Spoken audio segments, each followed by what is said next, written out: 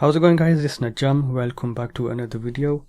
Now this is going to be a quick video because there's not much to talk about these in-ear monitors. I have been using these for a few days and I think it's time for my review. I did put a short up for the unboxing, so if you want to go check that out if you're interested.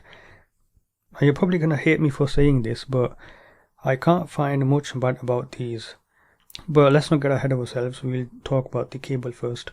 So this is the same cable that comes with the DD3, which have 4 tuning modes, and so you have the microphone if you want it. If you don't want the microphone, you can have it without the microphone.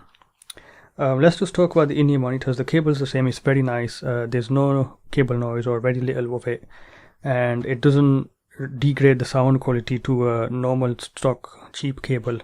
So it's a very nice cable, and it's very soft and it won't get in the way much. Let's talk about the in-ear monitors. Now, as you can see, they do have a sort of a open back design or a semi-open back design, and from experience this is definitely open back. Not completely like the headphones. You can hear whatever's going around you, but they do block out some lower frequencies. So these have a 10mm dynamic driver, and they also have a balanced armature in them as well. Now I'm gonna compare these to the DD3, and straight up I think these compared to the DD3 are the better versions of them. I know the DD3 has tuning modes, but these ones, they sort of fix what the DD3 were lacking, and I'd have not much bad to say about the DD3s. They're just a bit different. These ones, they have the balanced armature in there, and it just adds in a lot of air in the high frequencies, and it makes it a lot more open sounding, and the bass is pretty much the same as the one from the DD3. You do get a very impactful dynamic drivers type of bass. It goes really low, but it does seem to be missing some rumble. So compared to the DD3, I'd say these have the neutral response, not the mode 4, which is extra sub bass from the DD3. These have a neutral response, but they do fix up the highs and what the highs were lacking in the DD3. And really I didn't have much of an issue with the DD3, but they were lacking some air, and these fixed that with the balanced armature. And the way that the transitions over to the balanced armature, I can't really tell anything about it. It's pretty nice, and the detail is really nice. It's very clear with the vocals. The marketing on this, I've been reading on it, and it's pretty much straightforward. I've been listening to some soundtracks.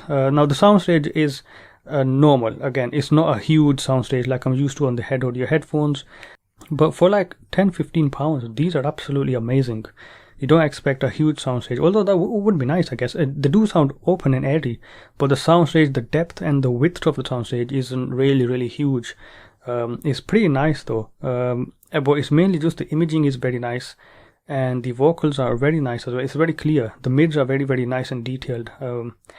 So yeah, again, you're probably gonna hate me for this. Can't say much about these. There would be an improvement, would be some extra sub bass, but I'm assuming they would just have a bit of a warmer signature then, because although to be fair, I think extra sub bass while keeping the bass and the way this all is as it is would be an improvement, because it does seem to roll off just a little bit with the sub bass, and I think it would help with a little more kick. They do have an impactful bass though. It's very nice. But yeah, that's pretty much it. Can't really say much about these. The noise isolation, the noise isolation, these are sort of open back-ish, so it's not super duper amazing, but when you're listening to music, that's not going to be an issue. And as far as the hiss and the noise goes, these are pretty normal. They do have hiss when you're using them with laptops or other low-end devices, but if you use a music player or a digital to analog converter that's designed to